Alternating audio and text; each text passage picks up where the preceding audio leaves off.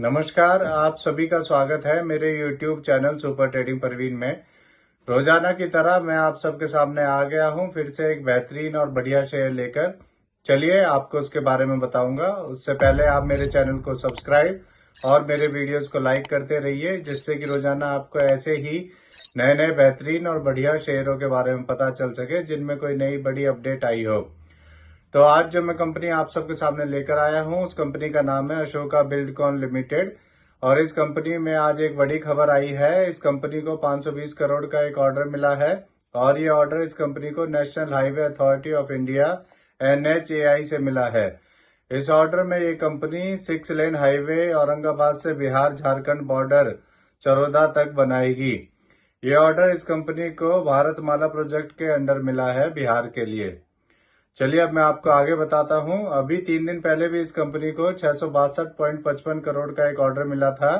ये ऑर्डर इस कंपनी को city and industrial development corporation of Maharashtra limited से मिला था।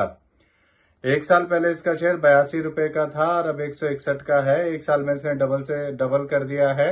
अगर आपने इसमें एक साल पहले 1 लाख रुपए लगाए होते तो आज आपके वो 2 लाख रुपए हो चुके होते।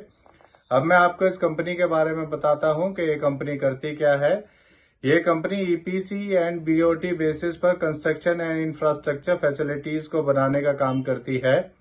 ये company ready mix concrete RMC को भी सेल करने का बिजनेस करती है। ये कंपनी लगातार अपना डेब्ट कम करती जा रही है और इस कंपनी ने पिछले 5 सालों में 40.6% CAGR की प्रॉफिट ग्रोथ दी है। इस कंपनी ने पिछले 3 सालों में 38.4% की रिटर्न ऑफ इक्विटी भी दी है। तो ये इसके सारे पॉजिटिव पॉइंट्स हैं। चलिए मैं आपको इस कंपनी के नेगेटिव पॉइंट्स के बारे में बताता हूं।